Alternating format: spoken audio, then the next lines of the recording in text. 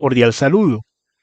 Bienvenidos de nuevo a este su espacio de temas y problemas literarios. ¿Es la empatía un criterio válido dentro de la argumentación en literatura? ¿Tiene acaso algo que ver la manera como nosotros podemos reaccionar y ponernos en el lugar del otro con el discurso propiamente literario, con la apreciación de una obra literaria? Bueno, estos y otros asuntos los vamos a explorar, así que por favor quédense hasta el final, no sin antes recordarles que soy Sundiata Keita, escritor, miembro fundador del colectivo artístico Epísteme Colombia y su anfitrión en este su espacio. Esta es una discusión muy recurrente, sobre todo en los últimos tiempos, cuando la sociedad, para bien o para mal, ha incorporado todo este fenómeno del concebir al ser humano desde una instancia sentipensante, ¿no? Como diría la Gestalt por allí. Y de todas formas, hemos visto en los últimos años que ha habido inclusive en esa balanza que se debería tener cierto desequilibrio, ¿no? Enfocado cada vez más hacia el lado emotivo. Esto tiene sus pros y sus contras que seguramente exploraremos de manera no puramente coyuntural, sino de manera estructural en otras discusiones que tengamos, por ejemplo, cuando se hacen determinadas críticas, pero hoy nos vamos a concentrar un poco, como siempre, partiendo de una base sólida del concepto, ¿no?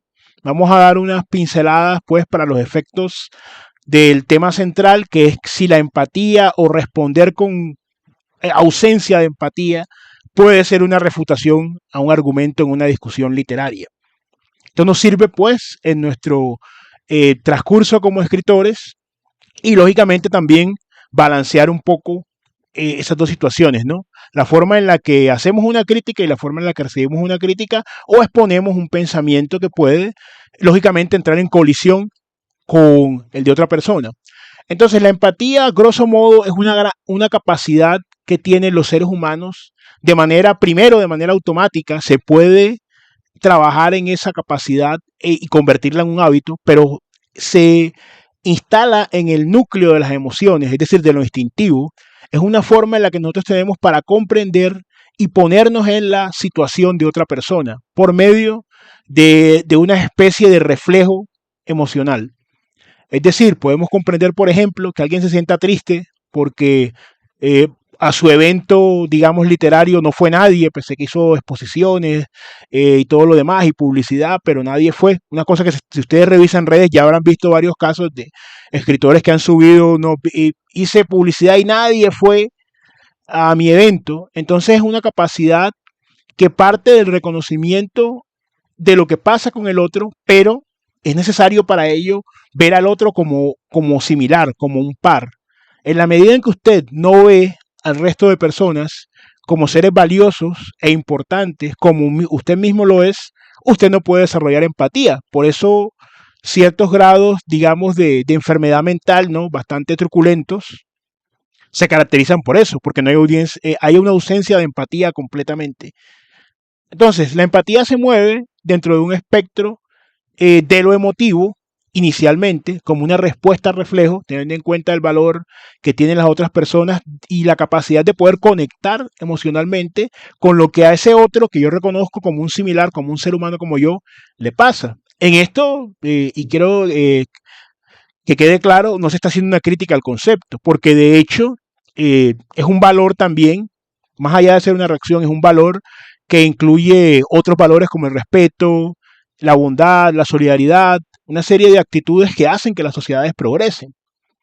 Pero ¿qué sucede cuando esta capacidad que tenemos como seres humanos a nivel emocional y que se puede trasladar y convertir en una conducta, trata de infiltrarse en las discusiones de orden literario o se utiliza como un argumento? Ahí es donde viene un poco el disenso que nosotros tenemos frente a eso respetuosamente.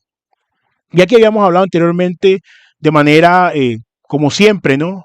Aproximativa, provisional, sujeta a la crítica y al mejoramiento, de la relación que hay entre literatura y argumentación. Hay unos dispositivos argumentativos, porque para nosotros, repetimos, nosotros concebimos la literatura como un ejercicio de la razón. Ese ejercicio a nivel jerárquico se encuentra por encima de las emociones, a las cuales subordina e instrumentaliza para generar un texto o una obra, ¿cierto?, de carácter estético que cumple con unos determinados parámetros. Esa es una, vamos a decirlo así, definición aproximativa o provisional, por lo menos hasta el momento de la literatura, donde hay un predominio de la razón. ¿Por qué? Porque la literatura utiliza unos dispositivos, como ya hemos dicho, de orden preceptivo, de orden normativo, en esa medida, y se comunica además por un discurso articulado, entonces está subordinada a la razón. ¿Qué es lo que sucede cuando recibimos una crítica, muchas veces a un comentario que hemos hecho, a un texto, que es más común, y la persona nos dice, vea, ese texto suyo tiene problemas de sintaxis, tiene problemas de ortografía, la idea no es clara, y la persona va presentando unos argumentos que de manera demoledora nos tienen que hacernos llegar a la conclusión de que hay falencias en ese texto y no hay nada malo con eso. Pero si nosotros entonces vamos a decir que es que a la persona le falta empatía y que me está criticando porque le falta empatía, primero es confundir dos áreas completamente distintas. Una cosa es esta capacidad que si bien se puede convertir en un hábito y sería deseable en opinión de muchos, para siempre ponernos en los zapatos del otro, tampoco puede ser una cortapisa a la libertad, no solamente de expresión, sino al libre examen y al criterio a la hora de hacer una crítica. Entonces, si estamos, por ejemplo, en el evento de un texto de nosotros que tenga esas falencias, admitir que esas falencias se han cometido y mejorar, ¿cierto? Capacidad autocrítica que indica madurez en el sujeto, ¿cierto? Admitir que se ha equivocado y que puede mejorar, que es perfectible. Pero cuando nosotros, o por lo menos en puntos de vista de literatura, definiciones sobre el autor, sobre los personajes, pues sobre determinados movimientos literarios, cuando se nos da una respuesta y nosotros vamos entonces a usar como una especie de comodín el aspecto de que es que la persona me respondió sin empatía, primero no conocemos el concepto, perdón, que tiene un resorte necesariamente emotivo que se puede transformar en una conducta, reiteramos, pero su resorte es emotivo y automático. Y en esa medida vemos cómo estamos, y es un indicador también de salud mental, ¿no? Porque si ante ciertas circunstancias uno no se conmueve, no se pone en el lugar del otro, algo turbio, vamos a decirlo así, usar ese adjetivo, algo turbio sucede con uno. Entonces, pero esa es una cosa y otra cosa es trasladar esto y convertirlo en una especie de argumento o de refutación de argumento, ¿cierto? A la carta, donde yo entonces digo, no, es que la persona no tiene empatía y por eso me está criticando. Ahora, veamos el otro reverso, porque hay personas que evidentemente son muy corrosivos a la hora de criticar y usan ciertos adjetivos y tratan de humillar, de ridiculizar a la otra persona. Ahí sí, estamos diciendo porque hay que ser razonables, es decir, proporcionados. Ahí sí podemos decir que al margen de la crítica que se está haciendo, es decir, al margen del resorte de orden intelectual, la crítica que se me hace a mí en un poema, en una novela, en un cuento, en un argumento que yo dé sobre un tema donde quizá desconozco, pero también se puede decir del otro lado que la persona exagera, ¿cierto? En la parte emocional exagera, que le falta empatía y que además quiere avasallar al otro y humillarlo de una manera automática. Ahora hay tonos de tonos y es una sociedad cada vez un poco más, cada vez más sensible, ¿no? Más bien. Entonces hay que volver a los resortes de lo intelectual sin dejar la parte de lo emocional, pero teniendo en cuenta que podemos recibir crítica y debemos estar abiertos. Ahora, que esa persona critique y sea corrosiva, ojo a esto, no quita que lo que el argumento en la parte, hay que hacer una disociación, en la parte intelectual no sea correcto. El argumento puede estar acorde con las normas gramaticales, acorde también con el uso de una figura retórica en particular, que yo la usé mal, por ejemplo, acorde a un conocimiento en crítica, teoría o historia literaria del cual yo carezco y por eso fui criticado, pero hay que ver que el otro sujeto también carece, pero el que carezca de empatía para esa discusión específica no es relevante. Lo relevante es el argumento y la refutación. Ahora, si aparte de eso a mí no me gusta relacionarme con personas que carecen de empatía, esa ya es otra cosa, ¿cierto? O con personas que de alguna forma buscan herir permanentemente a todos los demás.